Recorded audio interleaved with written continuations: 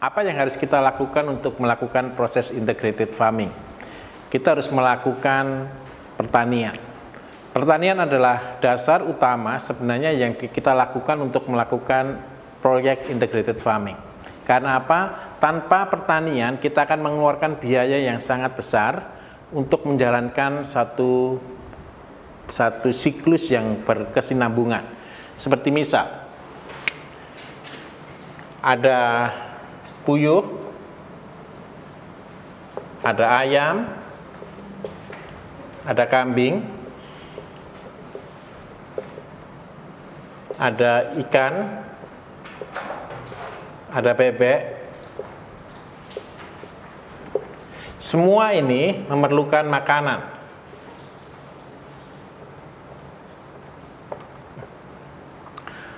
Makanan yang bisa kita sediakan, kita bisa dengan lingkungan yang ada, di dalam satu areal yang ada, dan kita bisa menyediakan dalam bentuk yang silih berganti. Artinya terus-menerus tanpa terhenti. Seperti misal, ketika kita puyuh yang kita butuhkan adalah jagung. Jagung kita pakai untuk pakan puyuh, jagung kita pakai untuk pakan bebek, jagung kita pakai untuk pakan ayam. Batang jagung kita pakai untuk pakan kambing. Jadi satu tanaman yang penting adalah jagung. Kemudian yang kedua, ada tanaman pendukung di bawah jagung. Seandainya ini adalah tanah, ini ada pohon jagung, kita bisa memanfaatkan sekitar tanaman dengan satu tanaman yang berbeda yang saling membantu. Kita bisa tanam di sini kacang. Kemudian yang ketiga, kacang tanah. Kacang tanah berguna untuk apa? Kacangnya bisa sebagai sumber lemak. Kemudian yang kedua, akar dari kacang tanah adalah mengandung bakteri Rhizobium dan dia sangat bagus untuk kesuburan tanah. Jadi ketika kita menanam jagung dan di sekelilingnya ada tanaman kacang, maka ini akan sangat membantu untuk kesuburan tanah di daerah tersebut. Kemudian yang ketiga, ketika kita melakukan proses tumpang sari, kita menyebutnya sebagai tumpang sari, maka hama penyakit bisa diminimalisir. Sehingga serangan-serangan hama akan sangat berkurang. Apa yang bisa kita tanamkan di tanah yang seperti ini? Setelah ada jagung, ada kacang, kita bisa tanam di sekelilingnya adalah pohon singkong. Singkong atau ketela pohon.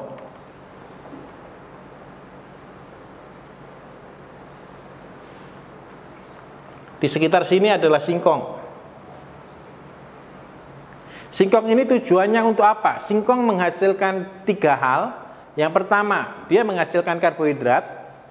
Karbohidrat ini bisa untuk pakan ayam, bisa untuk pakan ikan, bisa untuk pakan bebek, bisa untuk pakan kambing.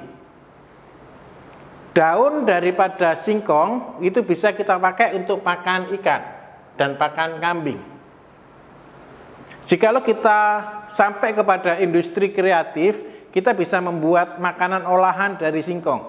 Kita bisa membuat keripik, kita bisa membuat macam-macam. Kulitnya baru kita pakai untuk pakan kambing. Ini adalah tumpang sari yang baik. Ketika ada tanaman singkong di sekeliling jagung dan kacang, ketika ada hama tikus yang diserang pertama kali bukan kacang, tetapi singkong. Tetapi harga singkong jauh lebih murah dibanding dengan kacang dan jagung. Ini tanaman yang ketiga. Tanaman yang keempat yang wajib kita usahakan sebagai sumber penghasilan. Di dalam satu komplek usaha, di dalam satu rumah tangga, mereka memerlukan setiap hari adalah sayur. Sayur ini kenapa kita harus tanam? Karena umurnya pendek. Rata-rata semua tanaman sayur hanya membutuhkan waktu antara 20 hari sampai 30 hari siklusnya. Seperti kangkung, seperti bayam, seperti sawi, itu memerlukan antara 20 sampai 30 hari. Sayur ini kita pakai sebagai sumber penghasilan harian. Kemudian yang kelima, baru kita bisa tanam untuk kebutuhan yang sangat mendesak, tapi itu tidak terlalu banyak jumlahnya. Kita menyebutnya dengan tanaman obat.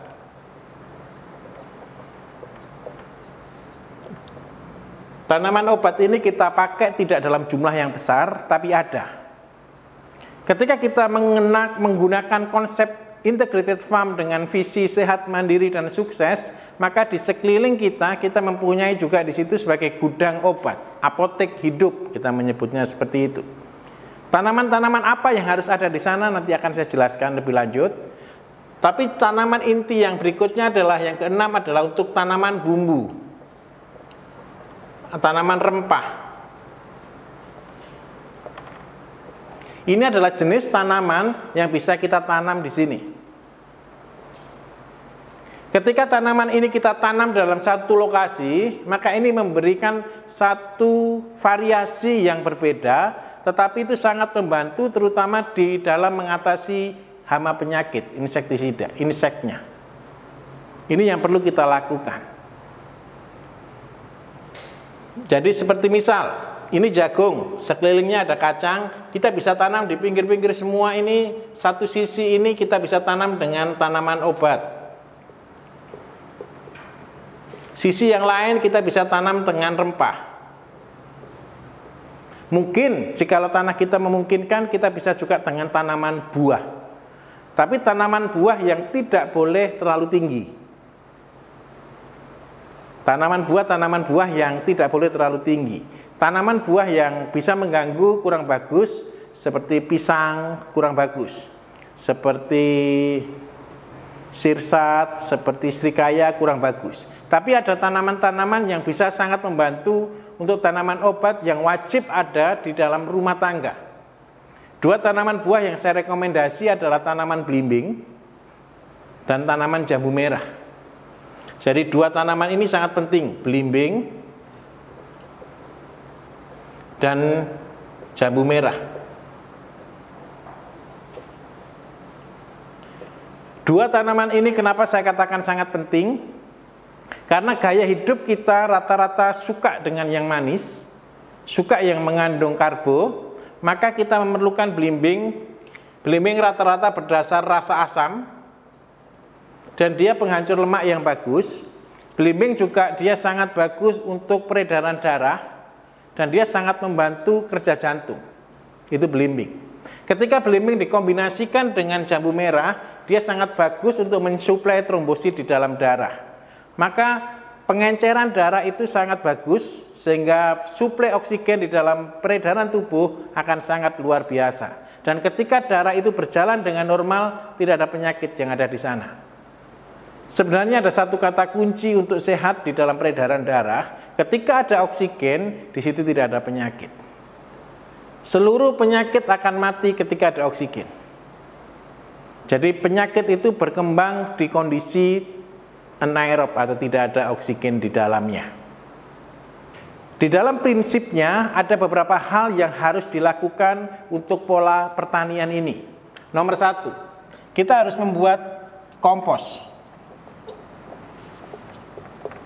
Semua tanaman yang kita tanam ini memerlukan nutrisi, dan nutrisi terbesar adalah kompos. Kemudian yang kedua yang harus kita lakukan adalah kita membuat satu siklus integrated, yang satu siklus pertanian yang menjadi satu lingkaran. Kita nyebutnya integrated farm.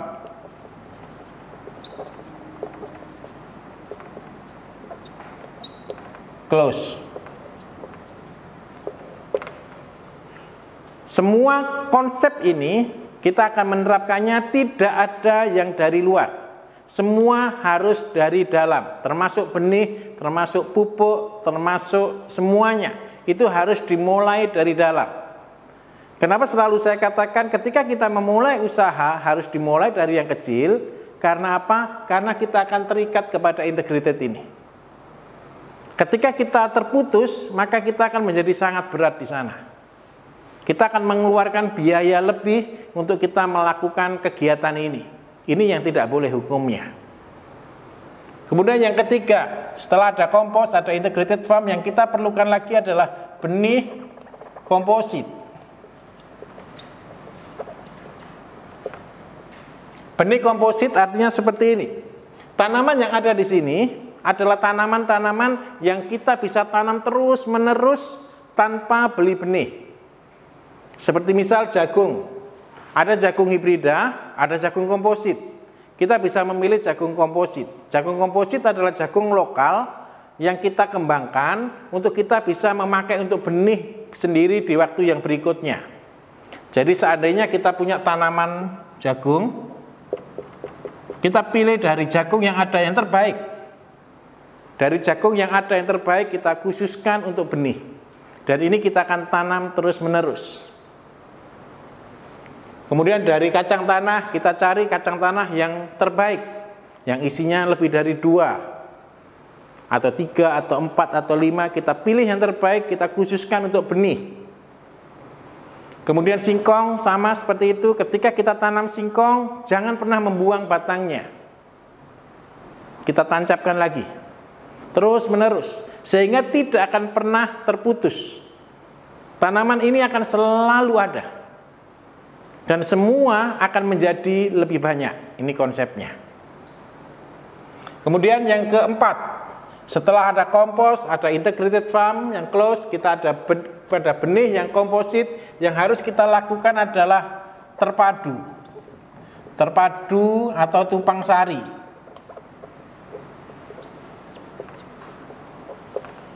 Kita harus menanamnya bersama-sama. Kita menanamnya bersama-sama di dalam satu lokasi dengan satu tujuan, semua saling melindungi. Ini mempengaruhi di cara tanam. Seperti misal, ketika kita menanam dengan siklus heksagonal,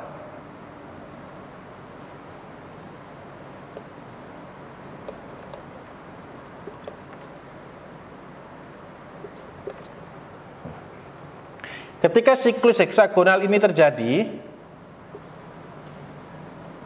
maka kita akan membuat satu pola tanam yang saling membantu. Ada tanaman-tanaman tertentu yang dia tidak memerlukan panas matahari. Tetapi ada tanaman-tanaman tertentu yang dia butuh panas matahari. Ada tanaman-tanaman tertentu yang akarnya tidak sampai 30 cm. Tapi ada tanaman tertentu akarnya yang 50 cm. Bahkan ada tanaman tertentu yang akarnya bisa sampai 100 cm. Apa yang harus kita lakukan dengan ini? Kita harus mengetahui per detail pertanaman. Bagaimana kita melakukannya? Seperti misal, ini kita tanam jagung di sini. Kemudian kita bisa tanam cabai di sini. Kemudian kita bisa tanam kacang tanah di sekelilingnya. Tujuan utamanya adalah ketika hama penyakit menyerang, tidak ada satupun yang dirugikan. Kemudian yang berikutnya, seandainya ada tanaman cabai di sini, berarti kita perlu antivirus untuk supaya cabai kita tidak terserang jamur, tidak terserang penyakit. Apa yang kita bisa tanam di sekelilingnya? Kita bisa tanam kunyit di sini. Kunyit. Seperti itu. Maka semuanya akan membentuk satu kesatuan dan itu membuat semuanya saling melindungi. Ini tujuannya. Kenapa Tuhan menciptakan di hutan belantara itu bermacam-macam tanaman? Karena mereka punya satu konsep bahwa mereka itu hidup saling melindungi. Ada yang besar, ada yang kecil, ada yang medium, dan semuanya punya konsep. Bahkan ada tanaman-tanaman benalu yang dia nempel di pohon dan dia menjadi hidup di sana. Semua saling melindungi. Mereka menciptakan satu lingkungan yang baik untuk mereka. Dan inilah hebatnya alam. Ini hebatnya tanaman. Ketika tanaman terbentuk konsep seperti ini, maka yang terjadi tanah akan semakin hari semakin subur. Bukan tanah yang bersih itu yang baik, bukan yang tanpa rumput itu yang baik, tapi tanaman itu akan ditumbuhi sesuatu. Kembali ke konsep dasar, saya katakan, Tuhan yang memiliki bumi. Ketika kita tidak mengelola bumi, Saya ulangi, ketika tidak mengelola bumi, maka Tuhan akan menumbuhkan rumput di sana. Saudara lihat, tanah yang kosong di situ pasti tumbuh rumput. Kenapa kok bisa tumbuh rumput? Bahkan kalau saudara mau betul-betul teliti, gunung kapur sekalipun akan tumbuh rumput di sana. Di mana benih bisa tumbuh, dia akan tumbuh di sana. Kenapa hal itu akan terjadi? Ketika tanah itu terbuka, tanah itu akan rusak. Kena air hujan, kena matahari. Air hujan ini menyebabkan erosi, kena matahari menyebabkan mikroorganisme menjadi mati. Karena itu Tuhan menutupinya dengan rumput. Jadi jangan pernah salah berpikir rumput itu hama, bukan. Seandainya tidak ada rumput, maka tanah kita akan tandus. Saudara bisa membuktikannya ketika saudara pergi ke tanah lapang, saudara cari tanah yang ada rumputnya, ketika saudara ambil di bawahnya rumput, tanahnya pasti lebih bagus daripada tanah yang terkena sinar matahari. Dan yang heran lagi satu dari alam ini, Tuhan selalu menumbuhkan sesuatu yang paling tepat ada di sana. Sampai kadang-kadang saya pernah berpikir, ketika kita sengaja menanam rumput, itu malah tidak bagus. Tanam rumput tidak bagus. Tetapi ketika kita tanpa tanam apa-apa, justru rumput sangat banyak sekali. Karena apa? Dia tahu yang terbaik. Nah, tugas kita adalah belajar untuk mengetahui sifat-sifat yang ada. Ini yang perlu kita lakukan. Ini yang harus kita kerjakan di sini. Nah, dari 1, 2, 3, dan 4, ada lagi yang paling penting yang harus kita lakukan. Kita butuh untuk yang kelima ini, kita butuh keseimbangan, namanya ekosistem. Ekosistem di sini ada belalang, ada kumbang, ada kupu-kupu, ada ulat juga di sana. Dan itu bukan sesuatu yang menakutkan. Kalau saudara betul-betul melihat dengan detail, semuanya itu ciptaan Tuhan. Dan semuanya punya rencana. Banyak orang berpikir ketika satu areal itu betul-betul bersih, semuanya itu hebat, luar biasa, tidak. Tapi ketika ada variasi-variasi di sana, itulah yang benar. Kenapa saya katakan itu yang benar? Seperti ada kumbang. Di manakah kumbang itu berkembang? Dia akan berkembang, dia akan bertelur di dalam tanah, dan dia akan hidup di sana. Dia membantu kesuburan tanah. Kotoran kumbang adalah pupuk terbaik saat ini. Yang menjadi masalah bagaimana kita budidaya kumbang. Ini yang sangat sulit sekali. Nah, ini yang harus kita kerjakan, ekosistem. Ketika kita melakukan pola pertanian organik, maka pasti akan terjadi ekosistem yang sehat di sana. Ada cacing, ada kumbang, ada ulat, bahkan ada sesuatu yang merugikan. Tetapi semuanya itu akan saling membantu. Semuanya itu akan saling mendukung untuk mencapai sesuatu yang lebih baik. Dan inilah keseimbangan alam dari Tuhan di dalam pertanian.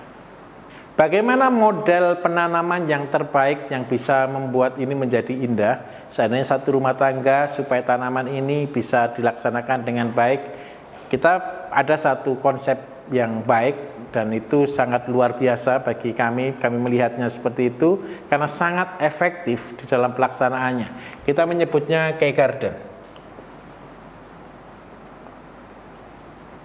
Modelnya seperti ini.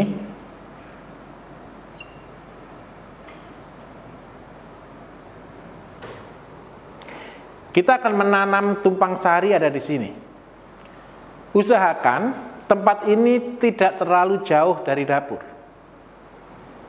Karena apa? Proses pembuatan kompos kita akan lakukan di sini.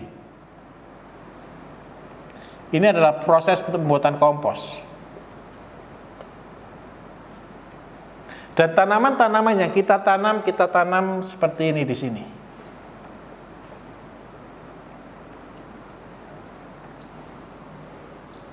Ini khusus untuk tanaman-tanaman obat bisa, tanaman rempah bisa, kacang tanah bisa, tidak untuk jagung, tidak untuk singkong.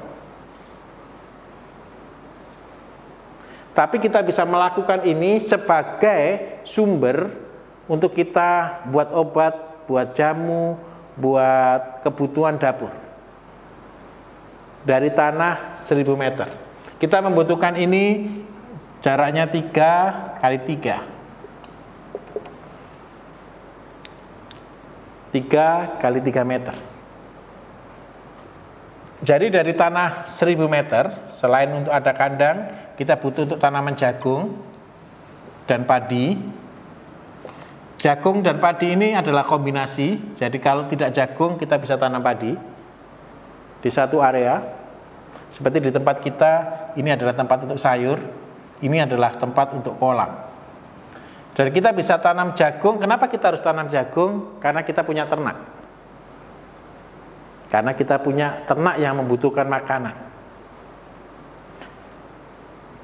Kita punya tanah sekitar 280 yang kita bisa pakai untuk tanaman sayur. Tanaman sayur adalah tanaman yang kita pakai sebagai sumber penghasilan. Kalau seperti jagung, seperti rempah bisa kita jual, tapi itu tidak terlalu banyak. Karena apa? Investasi kita di dalam ternak sangat membutuhkan pakan yang banyak. Jadi tanaman itu untuk kasih makan ke ternak. Sedangkan tanaman sayur ada sekitar 280 meter, ini yang akan kita pakai untuk kebutuhan harian, selain untuk kebutuhan dapur kita sendiri. Jadi di sini kita buat bedeng. Minimal kita buat sekitar 3 bedeng. Seperti ini.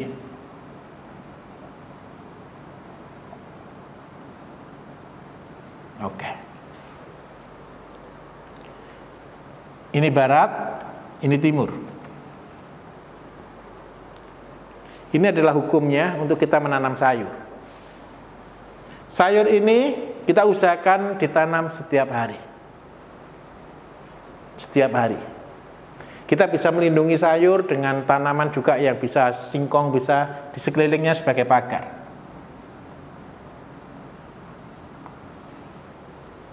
Untuk singkong atau kasava di situ. Apa yang paling bagus untuk sayur yang kita tanam? Adalah yang paling mudah. Sayur yang paling mudah kita bisa tanam kangkung, kita bisa tanam bayam, kita bisa tanam sawi. Itu membutuhkan waktu maksimal 30 hari, 20 hari sampai 30 hari. Kemudian yang paling penting, sayur ini adalah kebutuhan pokok dalam satu rumah tangga untuk sayur yang paling populer. Kita bisa tanam di sini. Nah, sayur ini membutuhkan kompos. Kompos ini dibutuhkan dari mana? Dari kita membuatnya dari mana? Dari ada kacang tanah, ada jagung. Ini adalah sumber untuk membuat kompos. Daunnya. Daun jagung dan daun kacang tanah, selain dia bisa menjadi pakan ternak, dia adalah mengandung unsur karbon yang paling tinggi. Di dalam kompos yang paling dipentingkan adalah karbon salah satunya. Selain nitrogen dan fosfor, kalium, tapi dia juga membutuhkan karbon yang besar. Karbon itu dibutuhkan untuk tanaman karena apa? Di dalam karbon, tanaman-tanaman karbon itu banyak mengandung nutrisi di sana. Untuk tanaman. Ciri khas satu sayur yang kekurangan karbon, tanaman akan menjadi hijau yang berwarna pucat. Bukan hijau tua, tapi hijau pucat. Itu ciri kekurangan karbon. Kalaupun ada cukup nitrogen, dia akan hijau tapi sangat tipis daunnya. Dan itu kurang bagus. Tanaman sayur ini kita pakai dengan sistem rotasi. Kita bisa tanam setiap hari satu bedeng. Satu bedeng panjang maksimal adalah 6 meter. Panjang bedeng, maksimal. Tapi jika kita buat 3 meter boleh. Jika buat 5 meter boleh. Tapi maksimalnya kita buat 6 meter. Apa yang kita pelajari ketika kita tanam sayur dengan model seperti ini? Kita belajar ketekunan. Setiap hari kita mencangkul 3 meter. Setiap hari 3 meter, 3 meter, 3 meter, 3 meter setiap hari. Maka ketika kita punya tanah sebesar ini, kita menghabiskan waktu sekitar 2 minggu. Selesai semua pekerjaan. Dan kita akan kembali lagi terus-menerus seperti itu.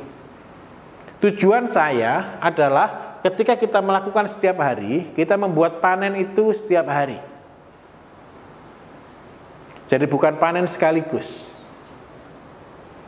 Kita punya tanah untuk sayur di sini, tidak terlalu luas karena sudah terlalu banyak dipotong. Karena itu kita menyediakan tanah idealnya itu 25 kali 3. Jadi panjang total ini 25 meter kali 3. Ini kita bisa panen setiap hari 3 meter.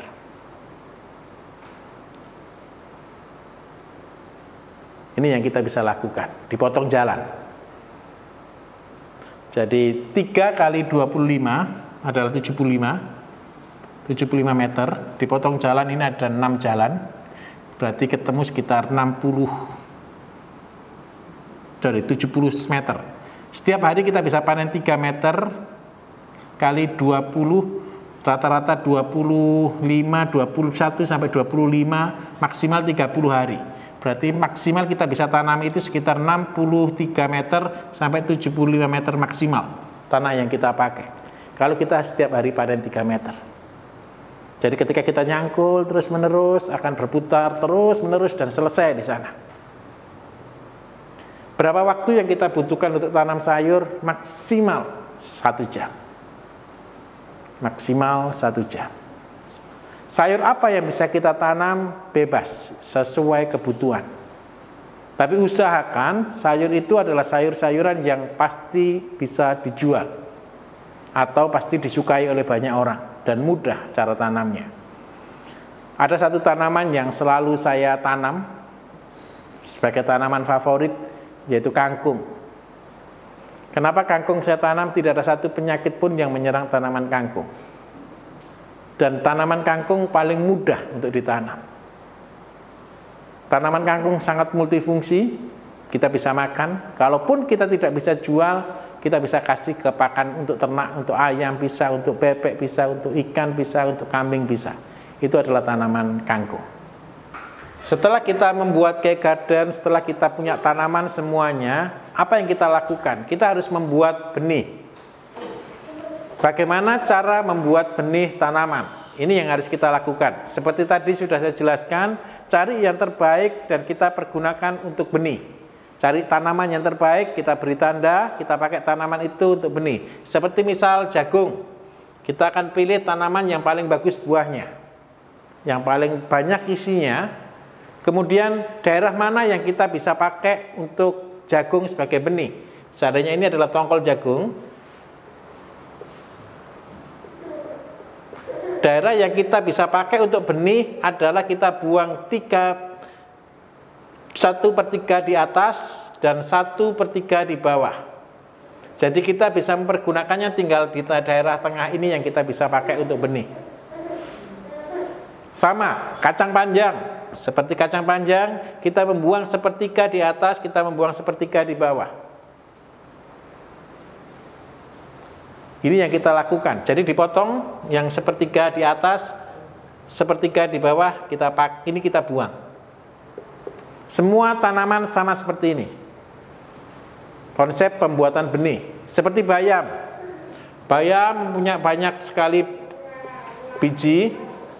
Kita akan buang pucuknya, kita akan buang bawahnya, kita ambil di daerah medium.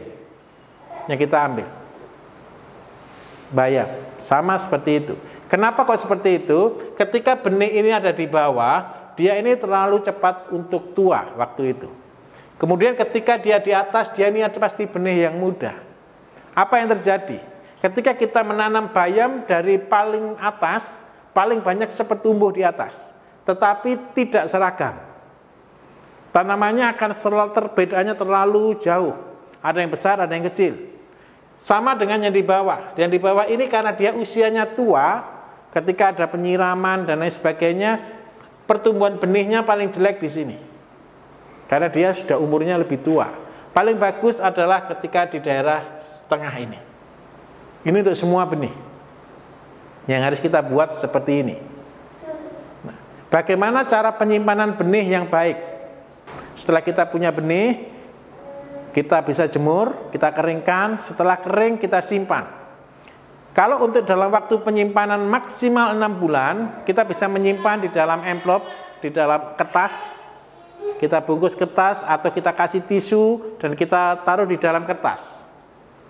Kalau kita menyimpan dalam waktu yang cukup lama, kita bisa tambahkan di situ kapur atau antiseptik. Kalau tidak ada semuanya, kita bisa menggunakan bedak bayi. Kemudian kita masuk dalam botol seperti ini, kita tutup rapat. Ini bisa simpan tahunan. Benih seperti ini, tapi harus dalam keadaan kering. Kenapa kita harus memasukkannya di dalam antiseptik, kapur ataupun bedak bayi? Dia akan menyerap air yang ada, kemudian dia adalah anti untuk insektisida masuk di dalamnya. Ini yang paling penting yang harus kita lakukan. Jadi ini cara membuat benih yang baik. Bagaimana kalau seandainya kita bisa ada satu kemauan untuk mengembangkan lebih bagus, dan lebih bagus, maka kita akan mengawinkan antara benih dengan benih. Saudara akan pandai di sini, akan luar biasa hebat di sini ketika serius mengerjakan benih. Kita bisa membuat tanaman-tanaman unggul yang sangat luar biasa dari sini. Ketika kita ada waktu, kita ambil tanaman yang model mungkin kita seandainya kacang panjang, ada kacang panjang satu panjang tapi kecil. Kita punya kacang panjang yang satu tanaman lagi, dia pendek tapi besar. Kita mungkin bisa berimprovisasi, kita ambil bunga jantan, kita ambil bunga betinanya, kita kawinkan, dan ini adalah satu pekerjaan yang menyenangkan. Bagaimana tanaman-tanaman dibentuk, itu dimulai dari sini. Ketika kita bisa mengerjakan semua ini akan menghasilkan hal yang luar biasa. Karena apa? Kalau boleh saya katakan, benih itu adalah hal yang luar biasa. Ketika kita punya satu benih, dia akan menghasilkan jutaan benih. Ketika dari satu benih. Dan inilah yang Tuhan maksud ketika kita punya iman sama seperti punya benih. Ketika kita benih itu jatuh di tanah dan dia akan tumbuh dan dia akan menghasilkan buah. Dan ini yang Tuhan mau. Kenapa begitu pentingnya benih?